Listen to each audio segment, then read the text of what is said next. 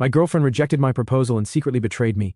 I exposed the cheating, kicked her out of our apartment, and reclaimed my dignity and future. Hey everyone, I'm Ethan, 30, male, and I guess you could say I've been going through it lately. So here's the thing. A few weeks ago, I proposed to my girlfriend of 4 years, Brooke, 27, female, and it didn't go as planned. Actually, it went completely sideways, and honestly, I'm still trying to wrap my mind around what happened. Let me start with some background. Brooke and I met through mutual friends at this small barbecue. We hit it off right away. Same sense of humor, similar life goals, and she was just easy to talk to. Over the years, we built this life together. We talked about everything: marriage, kids, our dream house. Brooke would get excited about wedding stuff, even when we weren't actively planning anything. She'd send me links to engagement rings she liked, or point out wedding venues when we drove by. It wasn't constant or over the top, but it was clear she wanted that life with me. Or so I thought. Fast forward to this year, our 4th anniversary. I figured, okay, it's time to make it official. I started planning the proposal months in advance because I wanted it to be special, not just for her, but for both of us. I'm not great at this romantic stuff, so I got help from my buddies Kevin and James. They've been my best friends since college, and they were hyped about the whole thing. We planned everything to the last detail. I booked this resort Brooke had mentioned wanting to visit ages ago. It was a little pricey, but I figured it was worth it. Kevin and James helped me pick out the ring, a simple, classic style because Brooke's not into flashy stuff, and we set up this private dinner at the resort with candles, flowers, the whole 9 yards. Here's the part where it gets a little complicated. I didn't just plan a private moment. Brooke's friends, Chloe and Anna, were in on it too. They were supposed to show up after the proposal with drinks and be part of the celebration.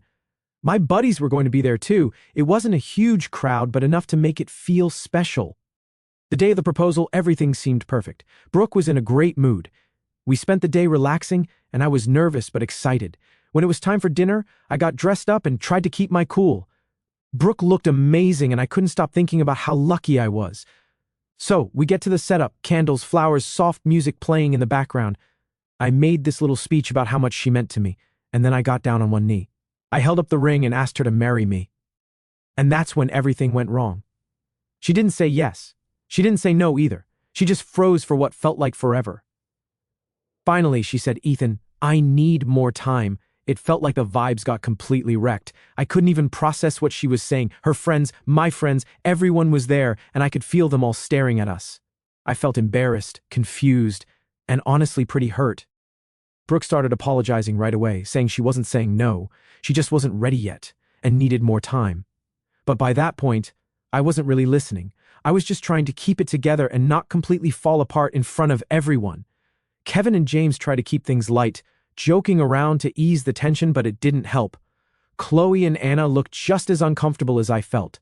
Brooke kept apologizing, and I kept nodding, pretending like everything was fine, but inside I was a mess.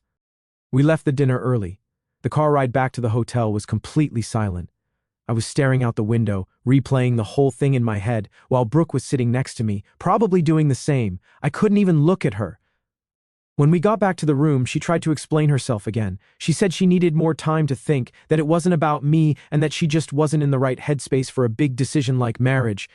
But none of it made sense to me. We'd talked about this stuff for years. She knew I was serious about her, and she'd always acted like she was serious about me too.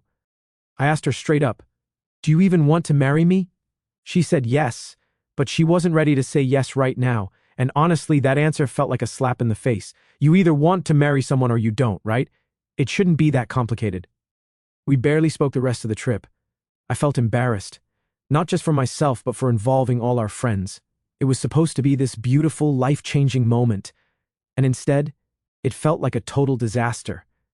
When we got back home, things didn't get any better. I couldn't stop thinking about what had happened. Was it me? Did I move too fast? Did I miss some kind of sign that she wasn't ready? I started replaying our relationship in my head, overanalyzing every conversation, every moment, looking for something I might have overlooked. Brooke, on the other hand, acted like everything was fine. She'd bring me coffee in the morning, ask me how my day was, and try to make small talk, but it all felt off, like we were pretending nothing had happened. I didn't tell anyone about the proposal right away. Not my parents, not my coworkers, no one. The only people who knew were the ones who were there, and even then, I didn't want to talk about it. I felt like such an idiot for thinking everything was perfect when clearly it wasn't. But I reached out to my sister, Jenna. She's always been the bold one in the family, the type to tell you what you need to hear, not what you want to hear. I figured if anyone could give me some perspective, it'd be her. Little did I know she was about to make things even more confusing. When I called Jenna, I wasn't even sure how to explain what had happened. It felt embarrassing to admit, like I'd somehow failed, but she could tell something was up as soon as I said, "Hey, you got a minute?" She didn't waste any time jumping straight to, "What's wrong?" So I told her all of it, the proposal, Brooke's reaction, the silence in the car afterward, and how awkward things had been since we got back.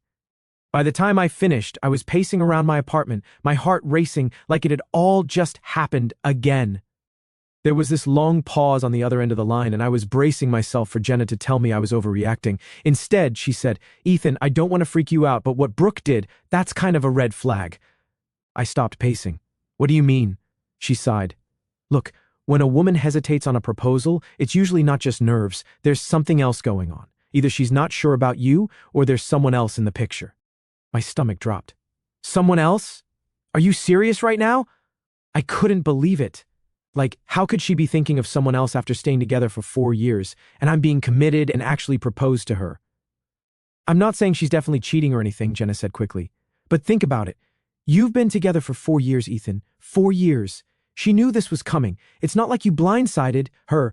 And if she's not ready now, what's she waiting for?" Her words hit me harder than I wanted to admit. I didn't want to believe Brooke could be hiding something like that from me, but I couldn't ignore the way Jenna's explanation made sense.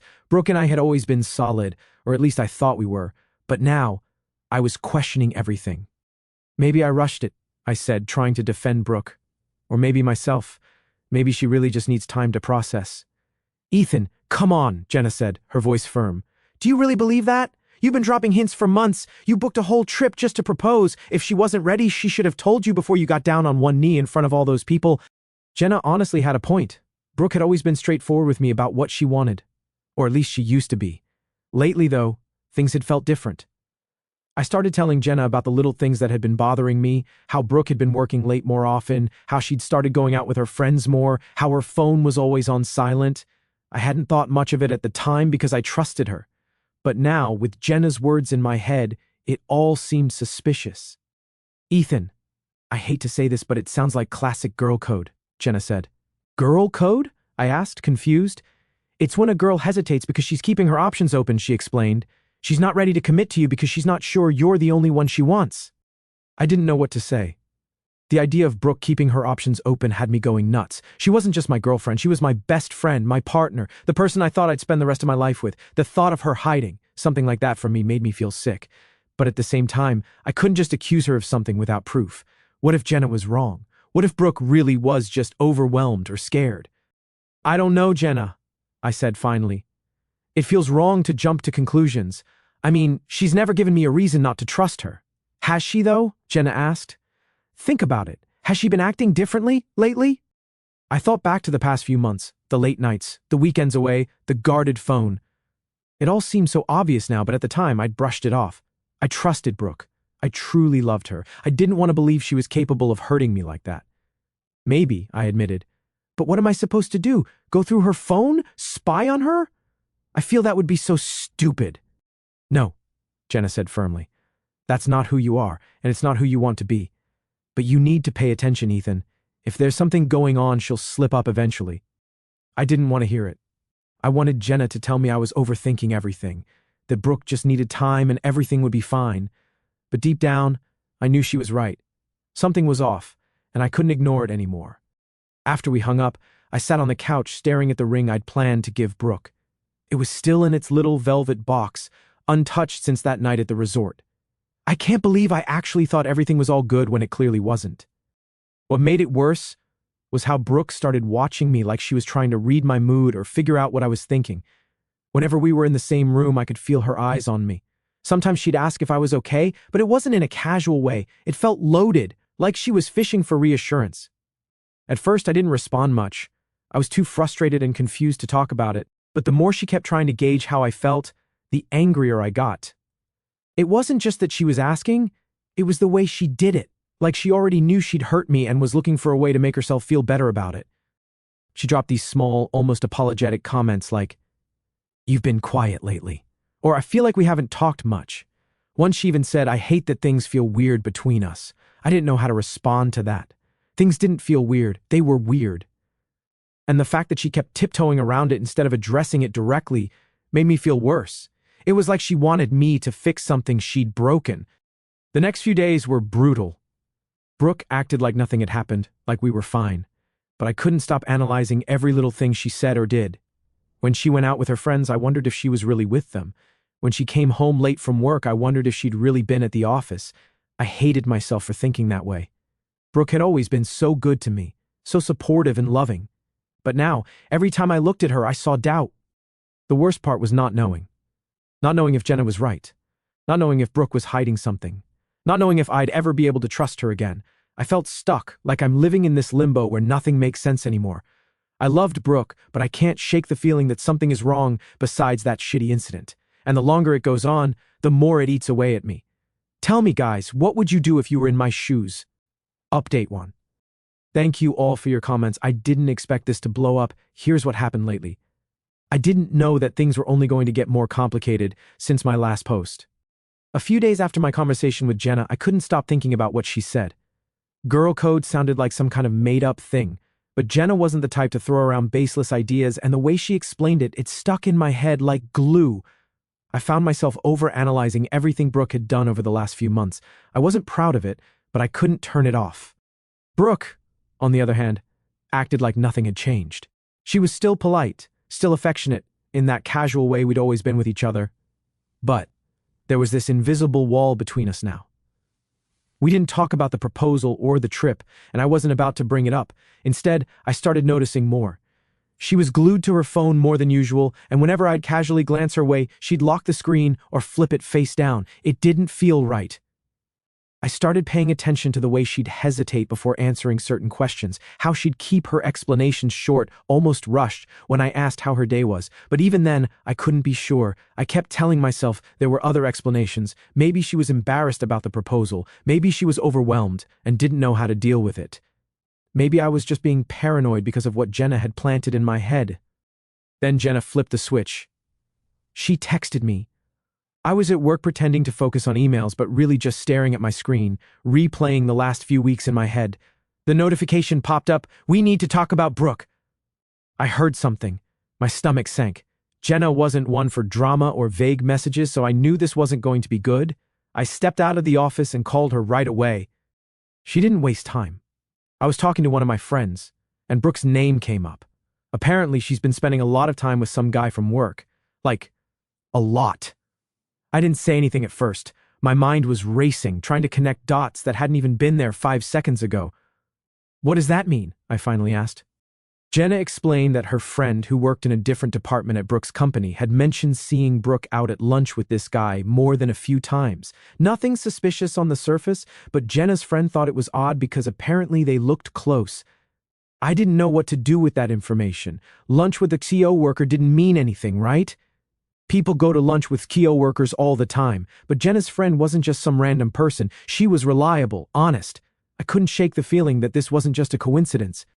That night, I tried to act normal around Brooke, but it felt impossible. Every time her phone buzzed, every time she mentioned work, I found myself wondering if she was talking to him, whoever he was. She mentioned a late meeting the next day, and instead of just nodding like I usually did, I felt this knot in my stomach. After Brooke went to bed, I stayed up thinking about everything Jenna had told me. If I confronted Brooke, what was I even going to say? "Hey, I heard from my sister's friend that you've been hanging out with some guy from work. Is there something you want to tell me?" It sounded ridiculous, like I was grasping at straws, but at the same time, I couldn't ignore it. The next day, I decided to call Jenna again. I needed more context, more details, something concrete to go on. When I asked, she hesitated at first, like she didn't want to make things worse. But eventually she admitted that her friend had seen Brooke and the guy at a coffee shop after work once. And it wasn't just any coffee shop. It was one Brooke and I used to go to all the time when we first started dating. That hit me harder than I expected. It wasn't proof of anything, but it felt intentional, like a small piece of our life together had been used for something else, something that didn't include me. I started questioning every decision I'd made in the past few weeks. Should I have paid more attention? Should I have asked more questions? Maybe Jenna's girl code theory wasn't just some random idea. Maybe it was the explanation I didn't want to believe, but couldn't ignore. By the weekend, I felt like I was losing my grip. Brooke had been distant all week, but not in an obvious way. She still smiled at me, still asked about my day, but there was this detachment, like she was going through the motions. Jenna texted me again on Sunday. You need to talk to her. If she's hiding something, she's not going to admit it unless you push. But I don't know how to push without crossing a line. I don't want to be the guy who accuses his girlfriend of something without evidence. At the same time, I can't keep pretending like everything is fine. I'm in a tough position, but I feel like soon I will make my decision. I'll let you guys know when it's updated. Update 2. Hey guys, first off, thank you for all the support and advice on my last post. I've spent the past few days trying to process everything, your perspective, and I decided to confront Brooke like most of you suggested. But let me tell you what happened before that. After a few days since Jenna sent me that text, I'd had enough. The tension in the apartment was suffocating, and I wasn't going to keep it low. Brooke was going through her routines like we were fine, like her brushing off my proposal wasn't the giant red flag that it clearly was. I couldn't pretend anymore, couldn't just sit there like I was okay with being treated as some backup plan while she figured out her life. I'd spent weeks replaying that moment, me on one knee, pouring my heart out, and her looking at me like I was asking for a favor instead of committing to a future together. It wasn't just about the hesitation, it was about what it meant. She was still unsure about me. Not even after 4 years, not after everything we'd built. I mean, how many years does she need to make sure I'm the one? That's ridiculous. And now she was distant, quiet, and acting like she had no clue what the problem was. That night after dinner, I sat across from her at the table. She was scrolling on her phone like she always did, completely checked out. I wasn't going to wait for the right moment. This was the moment. We need to talk, I said, leaning forward. She glanced up, caught off guard. About what? Are you seeing someone else? I asked flat out. Her jaw dropped. She set her phone down slowly like she was trying to buy time. What are you talking about? Why would you even ask me that? Because nothing about us feels right anymore, I said, my tone sharp. You've been distant for weeks. You shut me out after the proposal, and now it feels like you're just waiting for something better or someone better, and if that's what's happening, I need to know. Her face hardened. You really think I'd cheat on you? Maybe not outright, I said, folding my arms. But let's not act like this coworker of yours hasn't come up. Jenna told me about the coffee shop. You didn't tell me you were spending time with him. Why is that? Brooke let out a sharp breath, like she was trying to keep her composure. Because it's not a big deal, she said. We're working on a project together, that's all it is. Then why hide it? I asked, leaning forward. Why keep it a secret if it's so innocent? I wasn't hiding it, she snapped. I just didn't think you needed to know every detail of my work life. That's not the point, Brooke, I said, my voice rising. The point is, you've been acting like I'm the only one fighting for this relationship and I'm done with it. If this guy isn't a big deal, fine. But you didn't say yes to my proposal. You asked for more time. Do you have any idea how humiliating that was? How it felt to stand there thinking I'd planned this perfect moment only for you to tell me you weren't ready? I wasn't ready, she said, her voice defensive. And I told you that it's not because of someone else. It's because I needed to think. Think about what? Because from where I'm sitting, it looks like you're thinking about whether or not you even want to be with me. And if that's the case, just say it. Don't string me along while you figure out your life. I'm not stringing you along, she said. I've been trying to sort through everything in my head, but you're making this into something it's not. Don't gaslight me, I said, my voice cold. You've been pulling away from me for weeks. And if it's not because of this guy, then what is it? Because I'm tired of the guessing games. Brooke stood up, crossing her arms. You want to know why I hesitated? She said. Fine. I hesitated because marriage is a big deal. Because it's permanent, and I wasn't sure I was ready to make that commitment, not because of you, not because of anyone else, because of me. Her words hit me, but they didn't land the way she probably thought they would. I stood up too, meeting her gaze. So, what you're saying is, after 4 years you're still not sure about me? That's not what I'm saying, she said quickly. I love you, Ethan. I do, but I wasn't ready for that moment. Well, I was, I said, my tone sharp, and I thought we were on the same page. I wouldn't have asked you if I thought for a second that you didn't feel the same way it took. Me only 6 months to be sure about you, but I gave it more time for you to feel ready. But now I'm questioning everything. I'm questioning if you even see a future with me, or if I'm just the guy you're settling for while you figure out your options. Brooke's face fell, but I wasn't about to back down. You've made me feel like I'm not enough, I continued. Like I'm just here to fill a void until you decide what you really want. And I can't live like that, Brooke. I deserve better. I never meant to make you feel that way, she said quietly. But you did, I said. And now I have to decide if I can even stay in this relationship, knowing that I'm not your first choice. Her eyes widened slightly, and for the first time I saw real fear in them. Ethan, you are my choice. I've just been confused. I cut her off. Yeah, I get it, but here's the thing. I'm not confused. I know what I want. I want someone who's sure about me. Someone who doesn't need time to decide if I'm worth committing to. And if you can't be that person, then I don't know what we're doing here. Brooke didn't respond. She just stood there, her expression a mix of guilt and frustration. The silence stretched between us, heavy and unrelenting. Finally, I stepped back. I'm going to give you some time to think, I said, but I'm not going to wait forever. If you can't give me a real answer soon, an answer that tells me you're all in, then I'm done.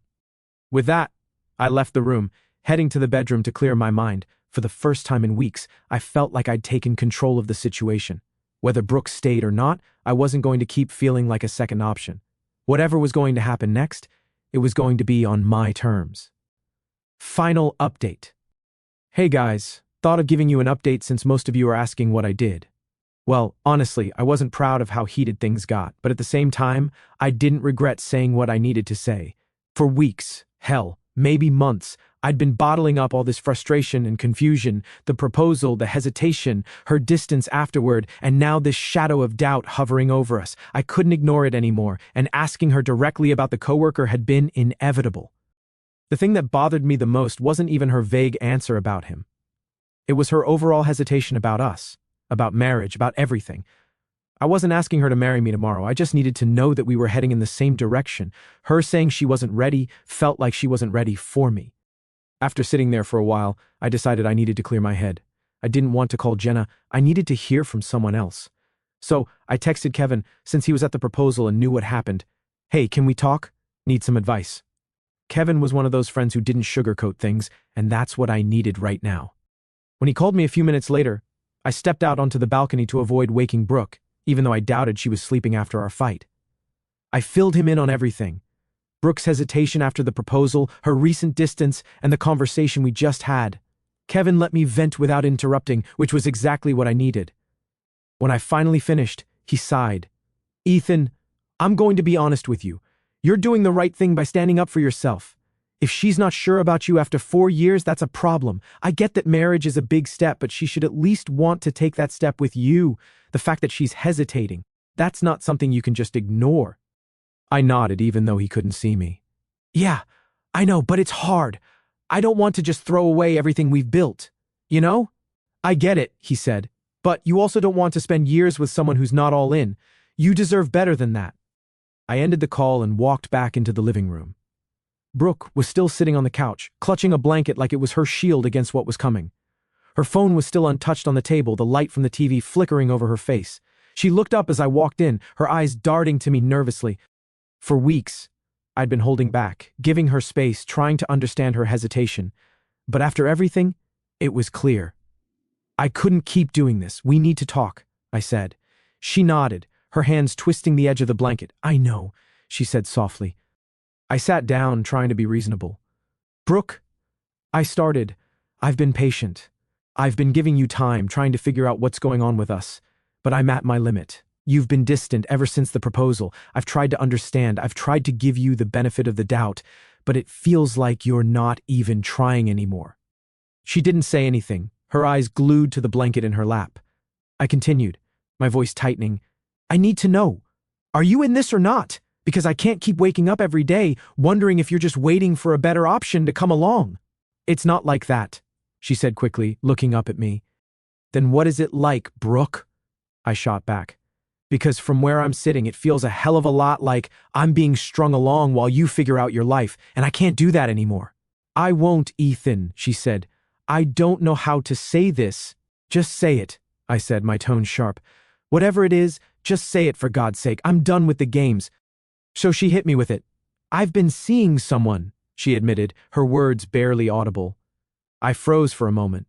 I thought I'd misheard her, but then the weight of her words hit me like a sledgehammer. What? I said. She looked up at me, her eyes filled with guilt and tears. I didn't mean for it to happen, she said quickly. It happened. And I didn't know how to tell you. I didn't want to hurt you. At that point, I lost it. There was no way I was taking this calmly. Didn't want to hurt me? I repeated, my voice rising. You didn't want to hurt me, so you decided to sneak around behind my back instead and play with me until I kneel down and propose, only for you to say, I'm not sure? Do you even hear yourself, Brooke? I'm not with him, she said desperately. I'm not sure about him either. That's the problem. I don't know what I want, Ethan. You don't know what you want? I said, standing up abruptly. After 4 years, after everything we've built together, you don't know what you want? Do you have any idea how pathetic that sounds? She flinched, but I didn't care. I was done holding back. I was ready to spend my life with you, I continued, my voice shaking with anger. I was ready to build a future with you. And while I was planning our next steps, you were out not being sure about someone else. Do you have any idea how humiliating that is for me? I didn't mean for it to get this far, she said, tears streaming down her face. Now, I didn't mean for any of this to happen, but it did, I said, cutting her off. You let it happen, and then you sat here day after day pretending like everything was fine while you ripped this relationship apart behind my back. I'm sorry, she said, her voice breaking. Sorry, I said bitterly. You're sorry? Do you think that changes anything? Do you think that fixes the fact that you've been lying to me, that you've been lying to yourself? She didn't respond, just sat there shaking. I can't do this anymore, I said, my tone colder now.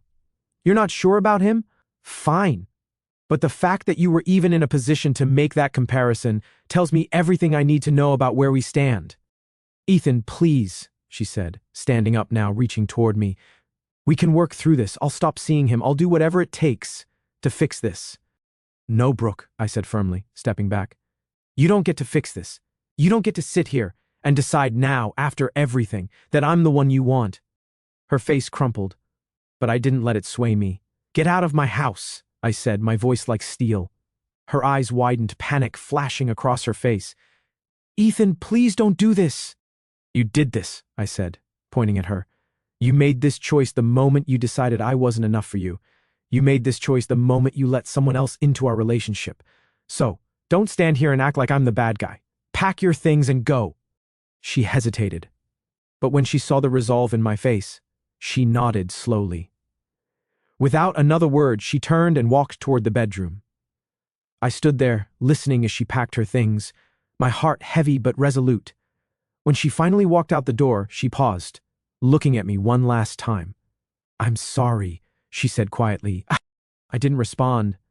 I just closed the door behind her, locking it and leaning against it as the weight of everything settled over me. The apartment was quiet now, but for the first time in weeks, the silence felt like peace. That night, she left my life. I called Jenna just to assure her it was not the coworker that we were debating. It was another guy. Writing this now seems pathetic and laughable. Anyway, I told her everything, how Brooke admitted to seeing someone else but claimed it wasn't serious, and how I couldn't stay in a relationship with someone who treated me like an option. Jenna was shocked at the beginning but also supportive. You did the right thing. You deserve better. A few days later, I got a call from Brooke's sister, Leah. She wanted to know what happened. I explained everything, her hesitation at the proposal, her confession, and my decision to end things. To my surprise, Leah said, I'm sorry, Ethan, you didn't deserve that. Brooke's been lost lately, and I hope she figures herself out. But you made the right choice. Since then, I've been focusing on myself. I sold that doomed engagement ring. It felt like holding on to a very bad memory in my life, so there was no need for it. The money's in savings now, a reminder to invest in my future instead of clinging to the past. It hasn't been easy. Some days I replay everything in my head, wondering if I could have done something differently. But deep down, I know this wasn't about me. Brooke's hesitation and choices were hers, not a reflection of my worth. I'm not ready to date again yet. But that's okay. For now, I'm taking time to heal and rebuild. To everyone who's been following my story, thank you. Your advice and support gave me the strength to stand up for myself. If you're in a similar situation, trust your instincts. You deserve someone who's all in. No doubts, no hesitation. It's hard to let go, but sometimes it's the only way forward. Life isn't perfect, but I'm learning to embrace the uncertainty one day at a time.